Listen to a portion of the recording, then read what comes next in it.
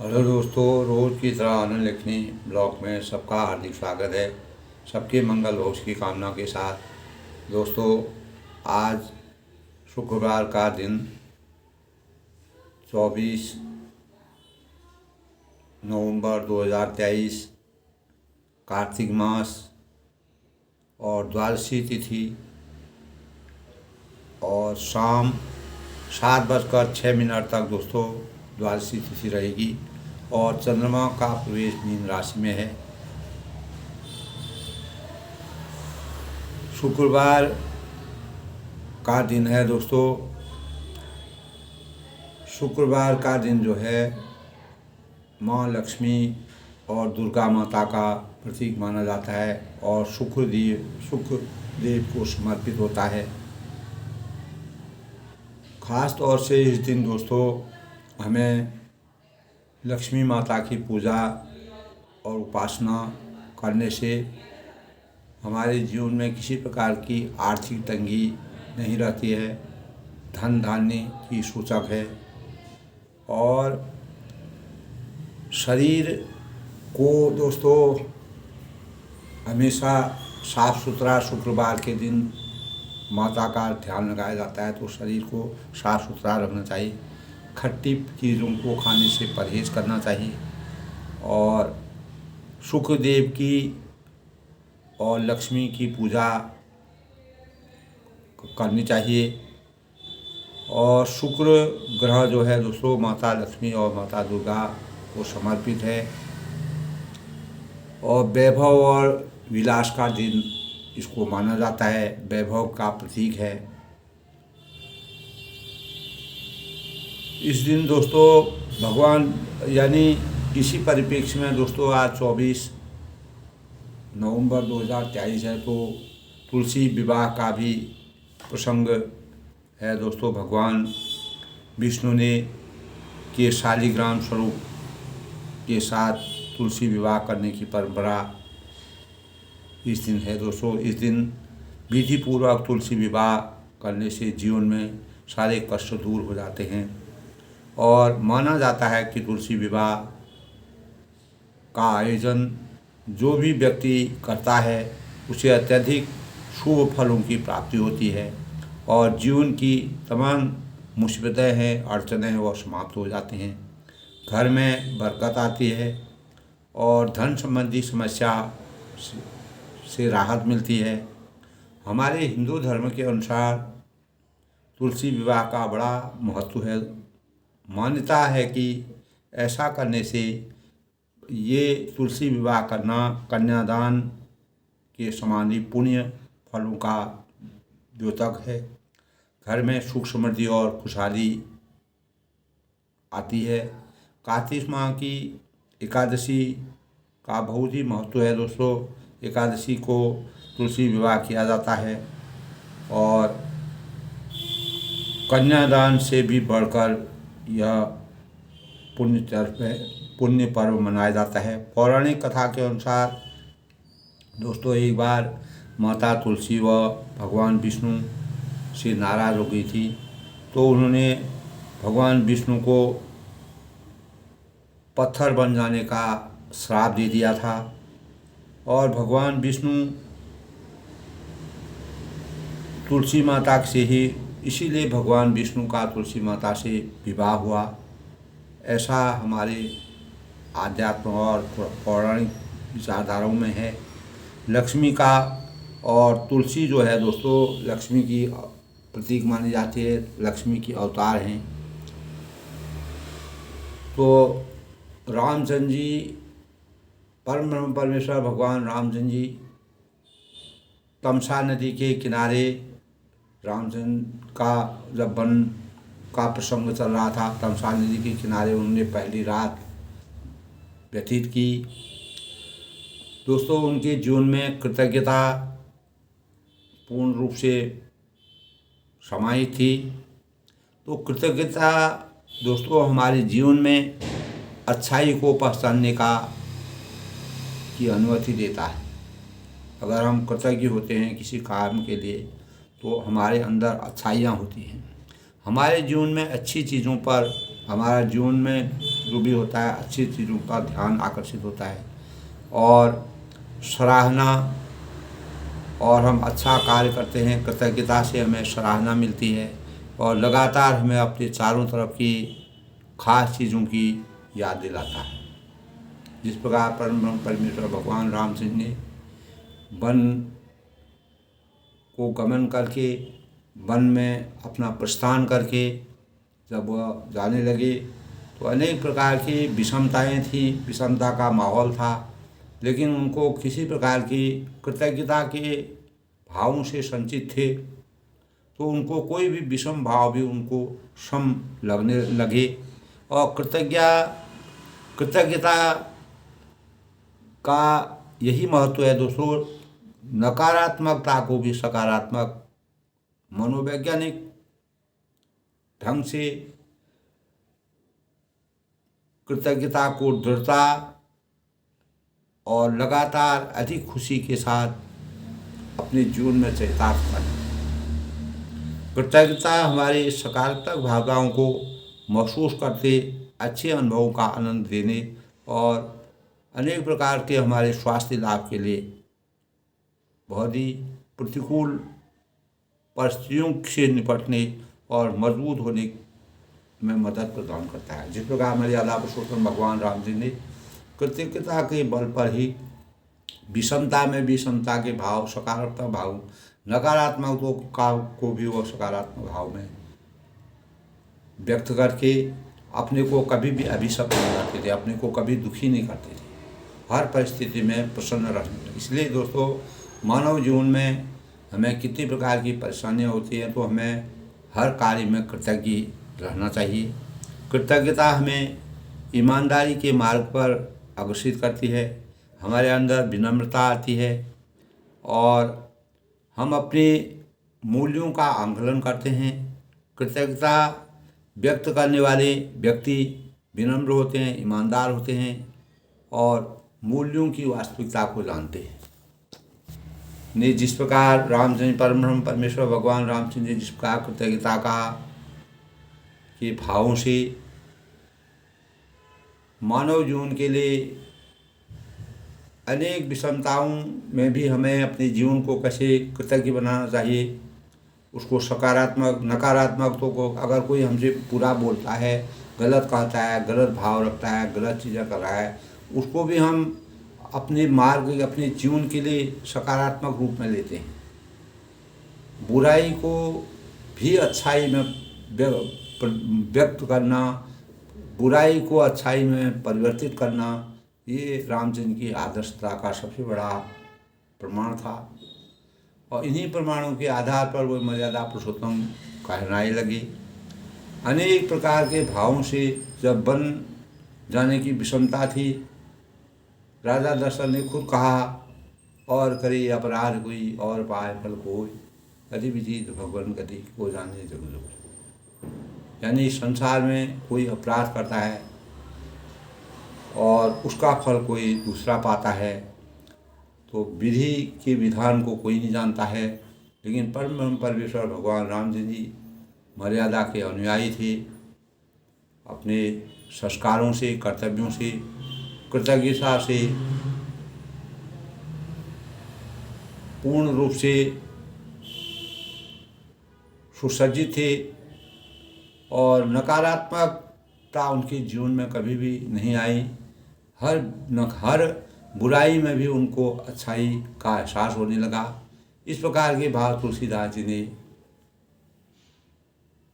इस सृष्टि में रामचरितमानस की रचना करके मानव के हृदय परिवर्तन और मानसिक और शारीरिक रूप से हमको किस प्रकार से अपने चिंतन को आगे बढ़ाना चाहिए, समाज, परिवार और मर्यादा नीति के अनुसार कार्यों को परिमार्जित करते हुए आगे का पथ प्रशस्त करना चाहिए। इस प्रकार के भाव हमको परम परमेश्वर भगवान रामचंद्र जी, जो कि तुलसीदास जी द्वारा विचित अयोध्या कांड में वन गमन के समय जब वह वन की यात्रा करते हैं और प्रथम दिन वह जो है तमसा तीर पर पूरी प्रजा भी वहाँ तक जाती है। सुमंत्र जी वहाँ पर जाते हैं, जो दशरथ जी के दूत यानी मंत्री थे, उनके साथ जाते हैं और वह तमसा नदी के किनारे पर उन्होंने विश्राम किया। रघुपति प्रजा प्रेम बस देखी, सदा से हृदय दुख भयो विशेषी। करुणामय रघुनाथ गोसाई, वेग पाए पीर पराई।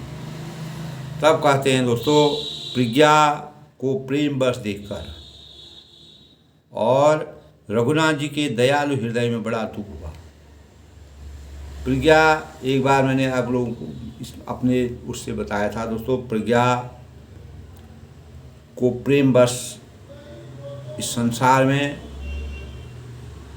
मानव चिंतन जब प्रेम में अनुरक्त हो जाता है तो रघुनाथ जी ने दयालु हृदय से बड़ा उनका हृदय बड़ा दयालु था। उन्हीं भावों का जब दशरथ जी और कैकेयी के भावों को उनके अंतःकरण में आ रहे हैं तो दशरथ जी की व्यवस्था थी, व्यवस्था के कारण उनको दो वरदान का अनुपालन करना पड़ा, क्योंकि वह अपने प्रण के पक्के थे। जो बात मुंह से निकल जाती थी वह कभी वापस नहीं आती थी, यानी उसको वह पूर्ण रूप से उसका पालन करते थे और जो बोलते थे वह जो है उसको उसकी सत्यता को जाहिर करते थे। तो प्रभु श्री रामचंद्र जी करुणामय हैं, पराई पीड़ा को तुरंत समझ लेते हैं। दशरथ जी को किस प्रकार से पीड़ा हुई और वहाँ की प्रजा को किस प्रकार से पीड़ा हुई, माताओं के हृदय में किस प्रकार से पीड़ा हुई, वह सब समझ गए। अर्थात दूसरे का दुख देखकर वे तुरंत दुखित हो जाते थे। वो जो इस सृष्टि की मर्यादा के अनुयायी हैं, सृष्टि की मर्यादा को चलाने वाले हैं, उनके अंदर भी इस प्रकार के भाव पैदा हो जाते हैं। ये जो है दोस्तों मानव चिंतन को और मानव व्यक्त करने का एक भाव है। यही भावों से संचित परम ब्रह्म परमेश्वर भगवान राम जी का चरित्र था, आदर्श था। उनके चरित्र में हर समय विराजमान रहती थी। कहीं सप्रेम मृदु वचन सुहाई, बहुविधि राम लोग समझाई। किए धर्म उपदेश घनेरे, लोग प्रेम बस फिर न भेदे। तब प्रेम युक्त कोमल और सुंदर वचन का श्री रामचंद्र ने बहुत प्रकार से लोगों को समझाया बुझाया। जो भी वह प्रजा उनके साथ तमसा नदी के किनारे तक पहुंची थी, उन्होंने कहा किसी प्रकार का संशय नहीं है, ये संसार है, इस संसार में हमको जो कर्तव्यों का निर्वहन करना है वह हमको पूर्ण लगन और ईमानदारी के साथ करना चाहिए, अपनी मर्यादा के अनुरूप करना चाहिए।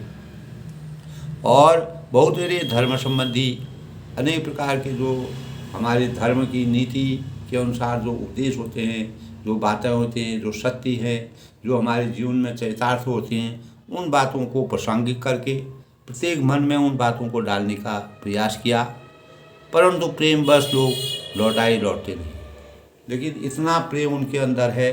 प्रेम एक ऐसी चीज़ होती है जो भक्ति में अगर तल्लीन हो जाती है, बदल जाती है, तो उसको कोई रोक नहीं सकता है। फिर वह अपना इस संसार के भौतिक आवश्यकताओं को, भौतिकता से वह बिल्कुल अलग हो जाता है, विरत हो जाता है। शील सने छाण नहीं जाई, असमंजस पर उसको रगड़ाई। लोग शोग श्रम बस गए सोई, कसुक देव माया मति मोही। यानी शील और स्नेह छोड़ा नहीं जाता है। इस संसार में एक जिससे स्नेह हो जाता है और जो हमारा सदाचार है, शील है, स्वभाव है, वो कभी नहीं छोड़ा जाता है। श्री रघुनाथ जी असमंजस के अधीन हो गए। अब उन्होंने कहा कि यहाँ तक तो प्रजा आ गई, तो उनको असमंजस में पड़ गए, मैं क्या कहूँ क्या नहीं, दुविधा में पड़ गई और शोक और परिश्रम थकावट के बाद लोग सो गए। और कुछ देवताओं की माया भी उनकी बुद्धि मोहित हो गई थी। यानी सबकी बुद्धि जो है भगवान रामचंद्र ने जो ये बातें कही, उनसे सब लोग, उनके अंदर और अनुराग पैदा हो गया और मोह पैदा हो गया।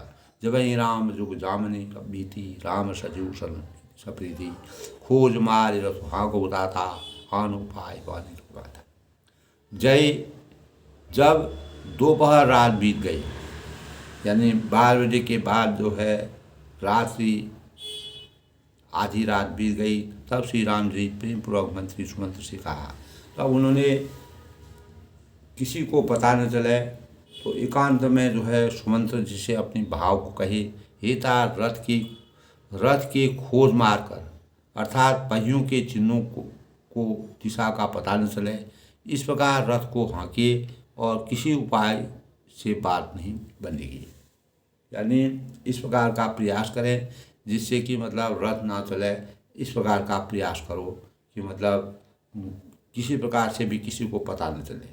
राम लखन सिय जान चढ़ी, शंभु चरण शिव नाय, सचिव चलाओ ही तुरत रथु, इत उत खोज धराय। तब शंकर जी के चरणों में सिर नवाकर श्री रामचंद्र जी ने, लक्ष्मण जी और सीता जी रथ पर सवार हुए और मंत्री तुरंत रथ को इधर उधर खोद कर छिपा कर चला गया। यानी रथ को जो है उन्होंने वहाँ पर छुपा दिया और रामचंद्र जी को वहाँ से राम लक्ष्मण सीता जो है चले गए। क्योंकि प्रजा जो है उनको जो प्रजाजन वहाँ पर आए थे सब सो गए थे, सब गहरी नींद में थे, राम भक्ति में लीन थे और राम के आश्रय में थे।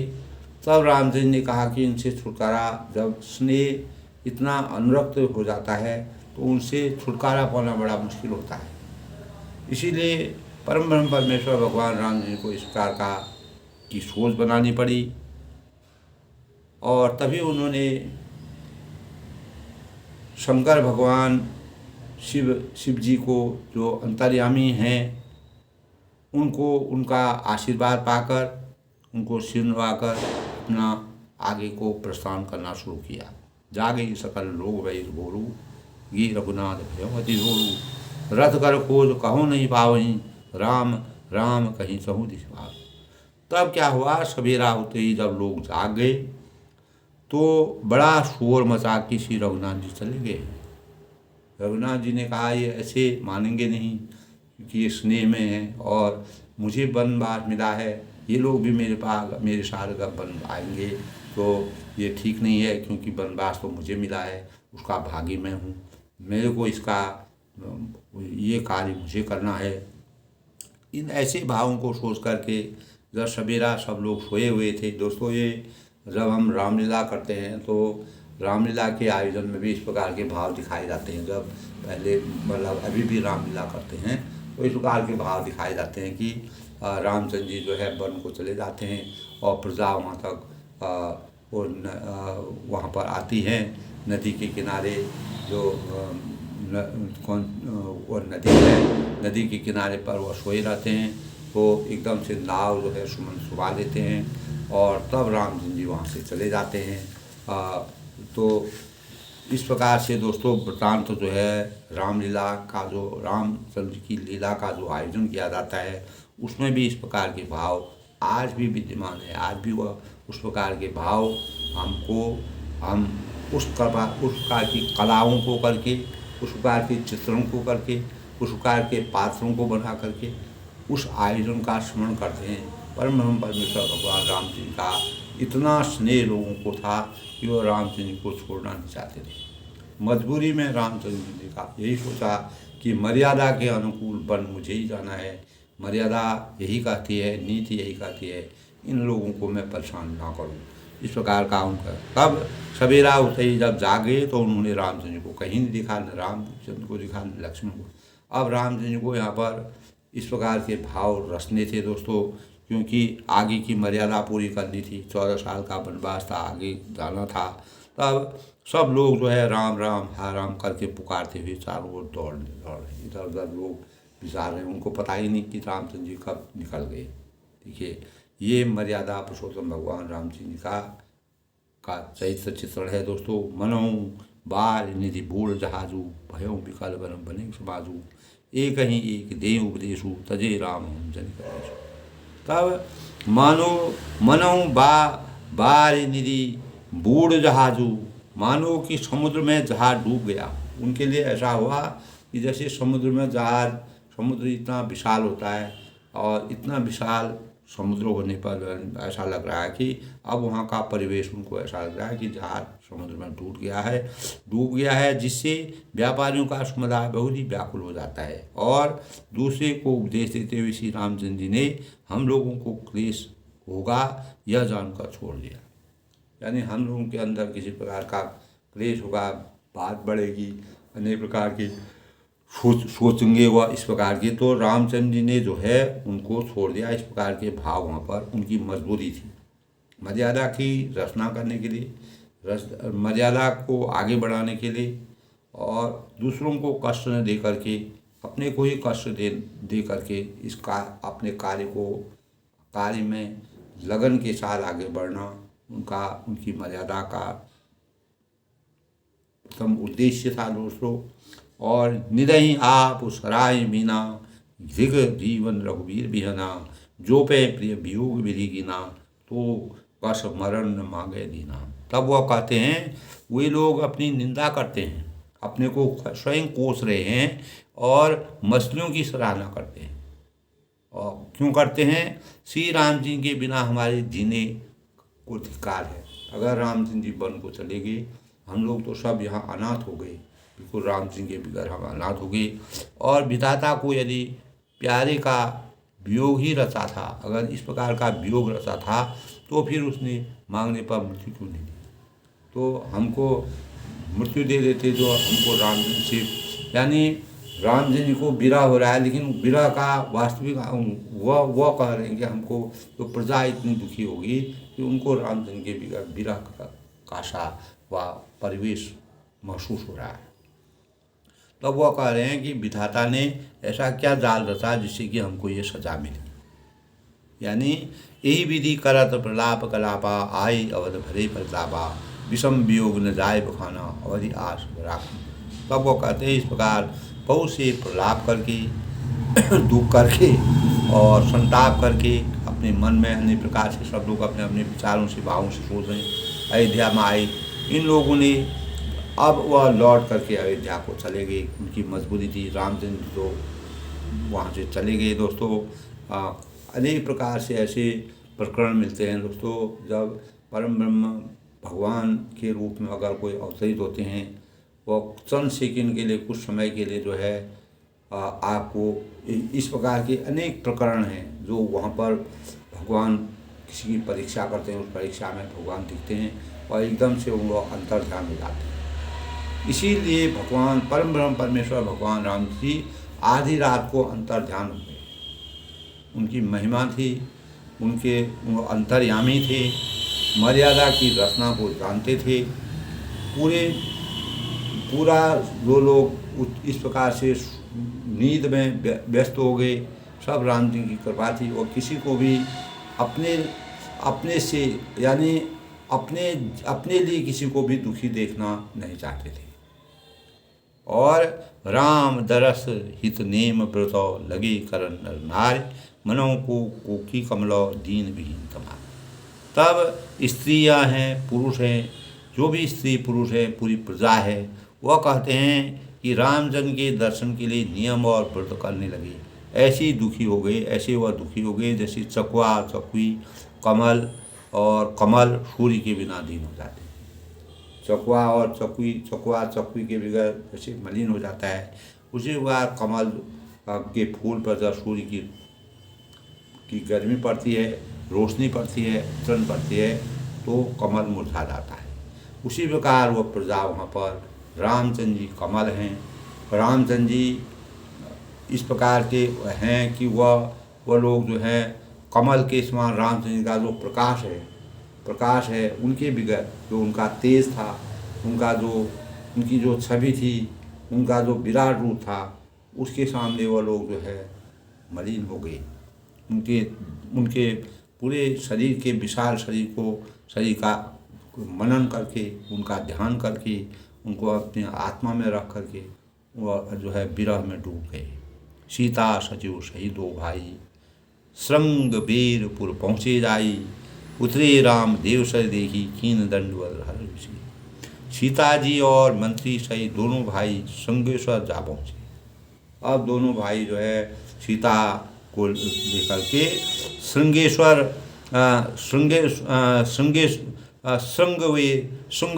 श्रृंगपुर जा पहुँचे।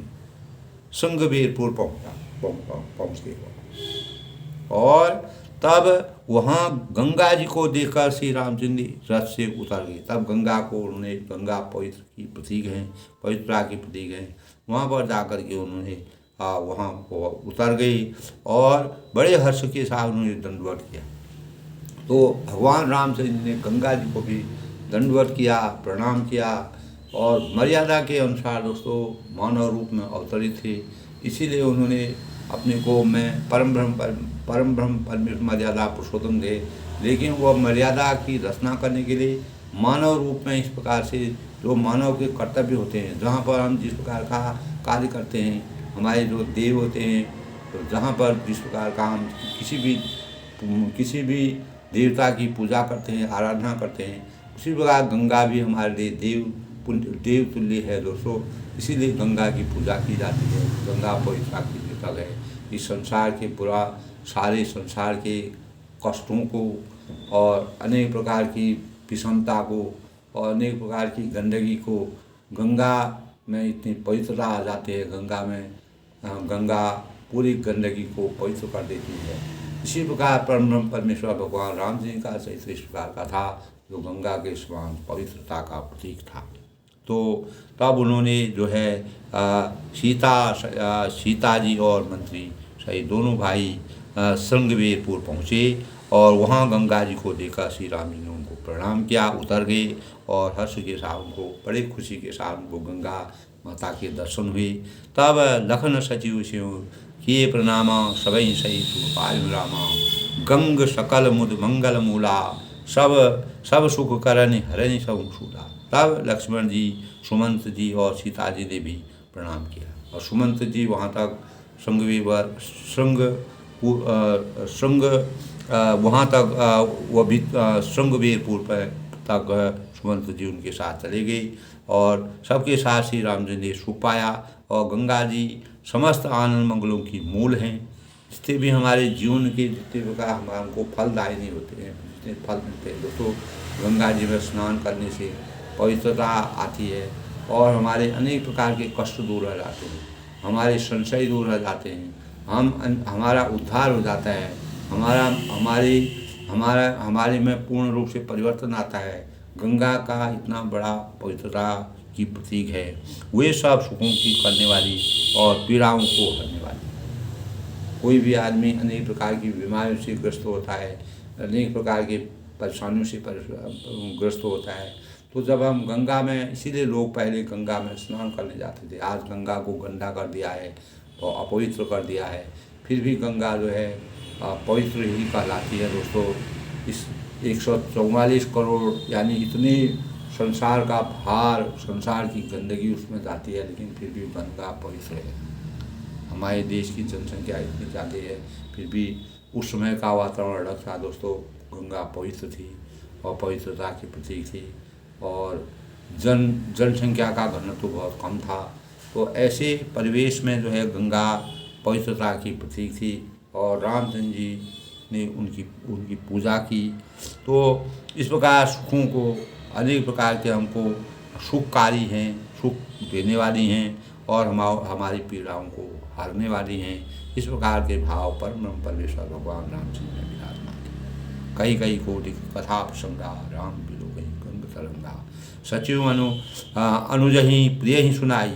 तब वह कहते हैं विविध नदी महिमा दिखाई। तब वह कई कोटि कथा प्रसंगा, अनेक कथा प्रसंग का देवी श्री राम जी गंगा जी के प्रभु को देख रहे हैं। अनेक प्रकार के प्रकरण हैं। गंगा जी में नहाने पर, स्नान करने पर, गंगा जी की आराधना करने पर, उनकी पवित्रता पर कितने लोगों का कल्याण हुआ, उस बारे में वह अनेक प्रकार के भावों को, कथाओं को और प्रसंगों का चित्रण करते हैं, उनको समझाते हैं और उनकी तरंगों को देख करके उसका बड़ा ही प्रकृतिवादी वर्णन तुलसीदास ने यहाँ पर किया है। उन्होंने मंत्री को, छोटे भाई लक्ष्मण जी को और प्रिय सीता जी को देव नदी गंगा जी की बड़ी महिमा सुनाई। गंगा जी को देव नदी भी कहा जाता है दोस्तों। तो उनकी अनेक प्रकार की जो पौराणिक कथाएँ थी, परंपराएँ थी, जिस प्रकार गंगा जी का उदय हुआ, शिव जी की जटाओं से गंगा जी का उदय माना जाता है।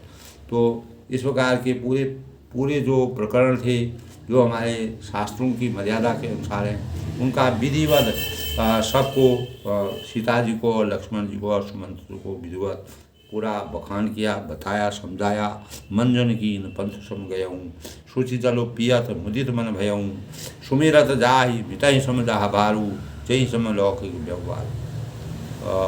व्यवहार। यानी इसके बाद सब ने जो है स्नान किया।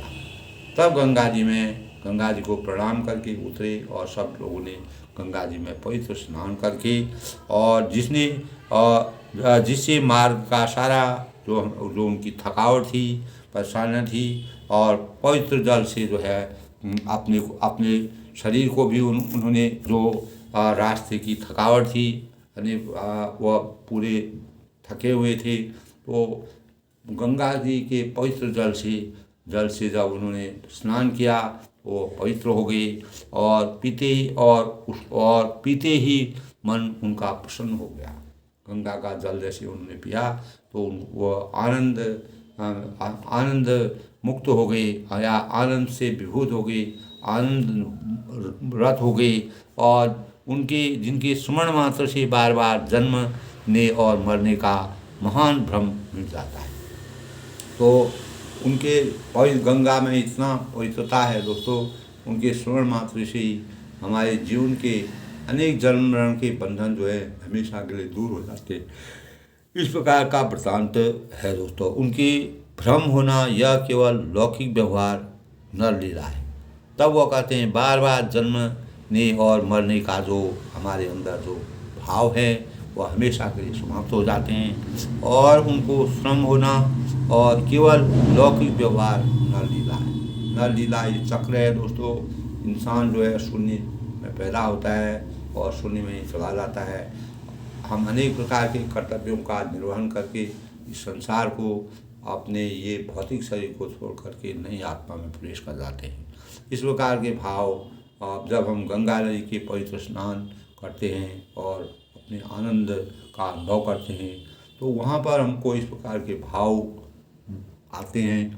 और शुद्ध सच्चिदानंदमय कंद भानुकुल की चरित करत नर अनुहरत संश्रुति सागर से, यानी शुद्ध सच्चिदानंदमयी कंद भानुकुल की, शुद्ध प्रकृतिजन्य, त्रिगुणों से रहित, त्रिगुणों से रहित, मायातीत और दिव्य मंगल विग्रह सच्चिदानंद कंद स्वरूप और सूर्यकुल के ध्वजारूप भगवान श्री राम जी मनुष्यों के सदृश ऐसे चरित्र करते हैं जो संसार रूपी समुद्र को पार उतरने के लिए पुल के समान।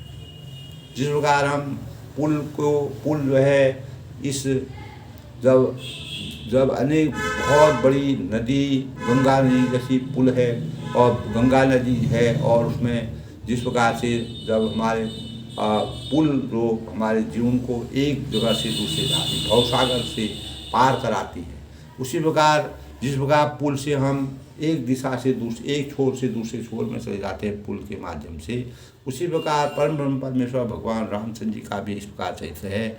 इस संसार में जन्म मरण के बंधन से वो हमको हमारे साथ छुटकारा पाते हैं, दिलाते हैं। तो यह तब जो इस प्रकार की शुद्ध और पवित्र और त्रिगुणों से रहित, मायातीत और दिव्य मंगल विग्रह सच्चिदानंद स्वरूप सूर्यकुल के ध्वज के समान भगवान श्री राम जी मनुष्यों की सदृश ऐसे चरित्र करते हैं। उनका वह इस प्रकार के चरित्र करते हैं, इस प्रकार के मानवीय रूप का चरित्र करते हैं, जैसे वह भगवान के रूप में उनका वह मानव रूप में इसलिए अवतरित हुए थे, किसी को किसी प्रकार का संशय न हो, तो वह मानव रूप में अवतरित होकर अन्य प्रकार के चरित्र उन्होंने किए। तो यह सुदीर्घ गुह निषाद जब पाई मुदित ली पिय बंधु बुलाई लिए फल मूल भेंट भरी बारा मिला चली हुई हरस बारा। तब दोस्तों जब निषाद राज गुह ने यह खबर पाई। अब दोस्तों वन में जो है अनेक प्रकार के निषाद होते हैं और निषाद कहाँ पर रहते हैं, जहाँ पर गंगा का तट होता है और गंगा के तट में लोगों को पार करने के लिए उनके पास नाव होती है। जिस प्रकार हम पहले ज़माने में दोस्तों नाव से ही लोग एक छोर से दूसरे छोर में जाते थे। समुद्र बहुत बड़ा था, गंगा नदी का विशाल था, तो उसमें रहना तो गंगा नदी बहुत ही विशाल थी। तो एक छोर से दूसरे छोर तक जाने के लिए तो अनेक प्रकार से जो है निषाद राज और वह वहाँ पर उनका पूरा परिवार रहता था। तब निषाद राज जो है यह सुधी दे निषाद राज को जब यह पता चला तो नाव चलाते हैं उनको निषाद कहा जाता है दोस्तों। वह पार जाने के वह आर पार एक छोर से दूसरे छोर तक नाव से वह पार कराते हैं। तब आनंदित होकर उसने अपने प्रियजनों जो भी उनके भाई बंधु थे, वहाँ के पड़ोसी थे, भाई थे, बंधु थे, उनको बुला लिया और भेंट देने के लिए फल और मूल कंद मूल तथा उन्हें विहंगियों में भरकर, यानी जो उनकी विहंगियाँ थी छोटे छोटे उसके बने हुए जो डलियाएँ थी उसमें भरकर मिलने के लिए चले। तब उन्होंने अनेक प्रकार के कंदमूल फल हैं और जो भी वन में जिस प्रकार के फल थे उनमें भर करके डलियाओं में भर करके राम जी के सामने वो लागे। उनके हृदय में यानी परम ब्रह्म परमेश्वर भगवान राम जी के ने उनके मन में इस प्रकार के भाव व्यक्त कर दिए कि मर्यादा पुरुषोत्तम भगवान रामचंद्र जी आए हैं, जबकि वह मनुष्य रूप में होता थे, लेकिन उनके मन में भी उनके लिए अपार स्नेह के भाव व्यक्त हुए और वह सहर्ष खुश होकर के उनके दर्शन करने आ गए। करी दंडवत भेंट व हरि आगे प्रभु विलोक हरि अनुरागी सहर्ष ने विवश रघुराई पूछी कुशल ने। तब दंडवत करके भेंट सामने रखकर वह अत्यंत प्रेम से प्रभु को देखने लगे। भगवान को एकटक नज़र से देख रहे हैं। निषाद राज देखो दोस्तों, यानी भगवान परम ब्रह्म परमेश्वर भगवान रामचंद्र जी और वैसे तो नदी पार वैसे कर लेते, लेकिन वह प्रत्येक मानव मात्र से मिल करके अनेक प्रकार के भाव इस संसार में व्यक्त करके इस संसार में माया इस प्रकार की मर्यादा की रचना करके निषाद राज से मिलते हैं। और तब निषाद राज जी तब कहते हैं उन्होंने और निषाद राज ने और उनके भाई बंधु जो भी उनके सभी लोग थे, सबने भगवान को देखा और भेंट की और श्री रघुनाथ ने स्वाभाविक स्नेह बस उसे अपने पास बैठाकर कुशल पूछी। तब रामचंद्र ने उनसे कुशल पूछी न कुशल करि दंडवत भेंट धरि आगे प्रभु विलोकत अनुरागी सहर्ष ने विवश उड़ाई पूछी कुशल निकट बैठाई। अपने समीप बैठा करके अच्छे प्रकार जिस प्रकार एक आदर सहित उनको बैठा करके उनका सम्मान करके उनकी मर्यादा के अनुसार कार्य करके, इसीलिए परम परमेश्वर भगवान राम जी को मर्यादा पुरुषोत्तम इसलिए करें। किसी भी प्रकार का के कार्य में किसी प्रकार का उल्लंघन नहीं करते थे और मर्यादा के अनुरूप कार्य करते थे। मानव मात्र को सम दृष्टि से देखते थे और उनके अंदर ऊंचा नीचा ऊंच नीच इस प्रकार के भाव बिल्कुल भी नहीं थे। सम भाव में उन्होंने मानव रूप में अवतीर्ण होकर के इस सृष्टि की रचना की, सृष्टि को आगे बढ़ाने की कोशिश की ना। तब निषाद राज से जब कुशल पूछते हैं तब वह कहते हैं नाथ कुशल पद पंकज देखी भयों भाग भाजन जन देखी देव धरें धनु धाम तुम्हारा मैं जनु नीच सहित परिवार। तो वह कहते हैं कि निषाद राज ने उत्तर दिया कि हे नाथ, आपके चरण कमलों के दर्शन ही कुशल है। मेरी कुशल तो यही है कि इतने बड़े भगवान परम ब्रह्म परमेश्वर भगवान रामचंद्र जी यहाँ पर विराजमान हो गए। इससे ज़्यादा सुख, इससे बड़ा आनंद, इससे बड़ा सुख हमारे जीवन में और क्या हो सकता है। यही मेरे लिए सौभाग्य की बात है और आपके चरण बिंदु के दर्शन हो गए। आज मैं भगवान यानी भाग्यवान पुरुषों की गिनती में आ गया हूँ। यानी मेरा भी जीवन जो है इस संसार में जो है मोक्ष की प्राप्ति मुझे हो गई। मैं इतना भाग्यवान हो गया। परम ब्रह्म परमेश्वर भगवान राम के मुझे दर्शन हो गए, समझ गए। हे देव, तब वह कहते हैं, हे देव, यह पृथ्वी, धन और घर सब आपका है। ये जो पूरी पृथ्वी है, धन है, इस ऐश्वर्य है, वैभव है, ये सब आप मर्यादा पुरुषोत्तम यानी परम ब्रह्म परमेश्वर जो ब्रह्म हैं उन्हीं का है। मैं तो परिवार सहित आपका निसेवक हूँ। पूरा परिवार जो मेरा है, मैं आपका सेवक हूँ, आपका अनुयायी हूँ। आप जो भी मेरे से सेवक के रूप में मैं आपके सभी कार्यों को करूँगा। मैं सेवा भाव से आपके पास आया हूँ। तब कृपा करिए पुरधारी हो पाऊ, था पिय जन सब लोग रसियाऊ। कहूँ सत्य सब सखा सुजाना, मोई दीन पितु आय सुजाना। तब कहते हैं, अब कृपा करके श्रृंगवेरपुर में पधारिए।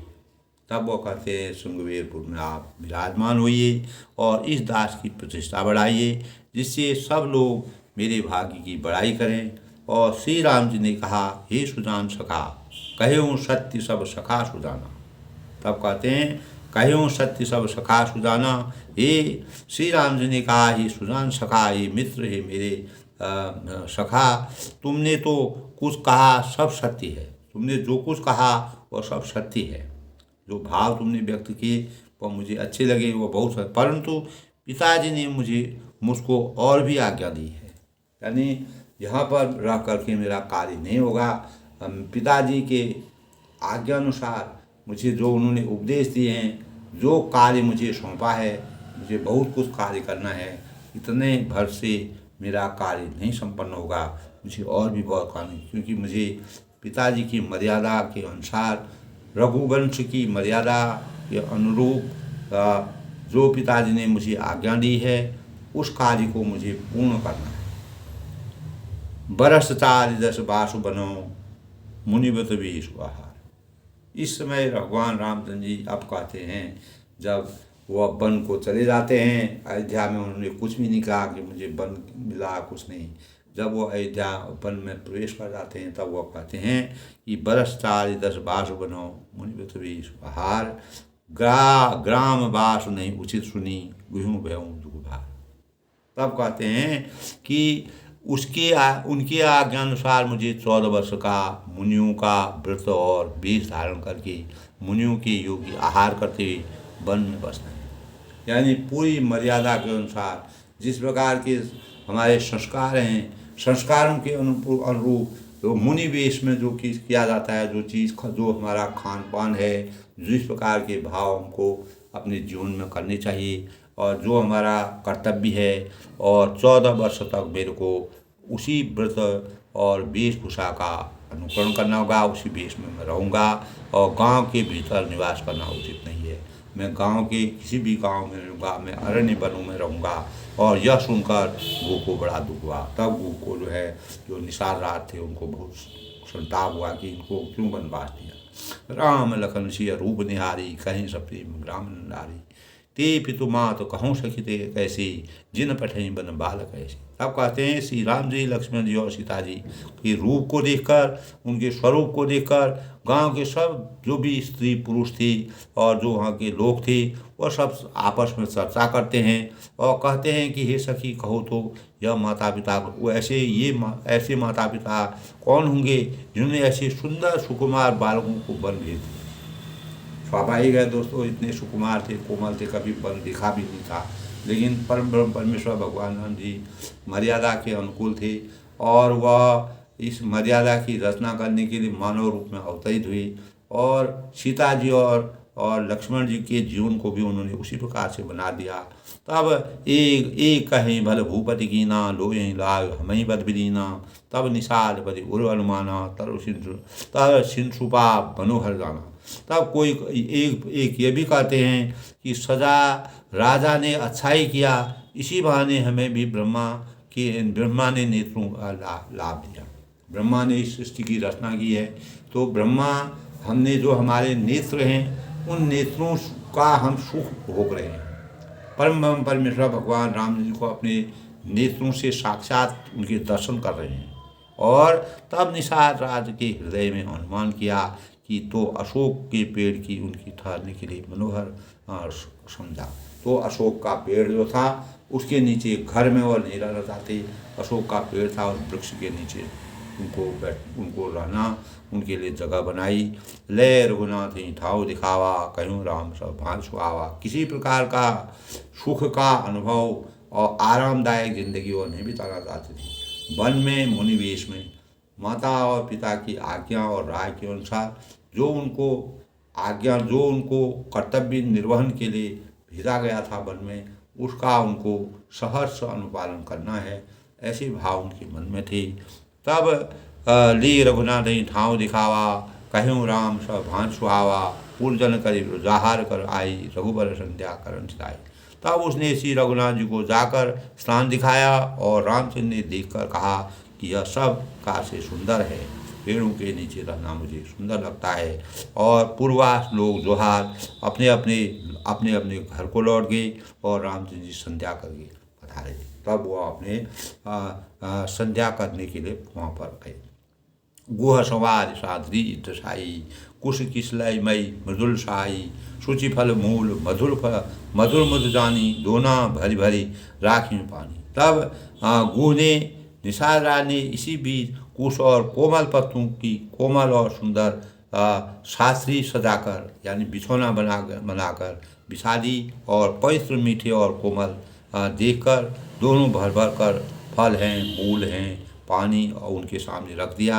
अपने हाथ से फल फूल दोनों भर भर कर रख दिए। तो निषाद राज ने जिस प्रकार उनका जैसा जो चीज़ उनको उपलब्ध था उन कंदमूल फलों को उन्होंने वहाँ पर रखा और अनेक प्रकार से उनका सद्भाव किया, आदर किया।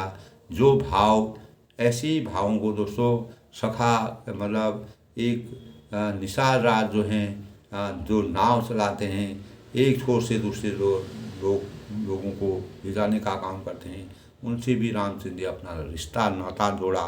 सिया सुमंत्र भाता सहित कंदमूल फल खाए, सैन कीन रघुवंश मणि पाए पलोटन भाई। तब सीता जी सुमंत्र जी और भाई लक्ष्मण जी सहित कंदमूल फल खाकर रघुवल मणि श्री रामचंद्र जी लेट गई और भाई लक्ष्मण उनके पैर दबाने लगे।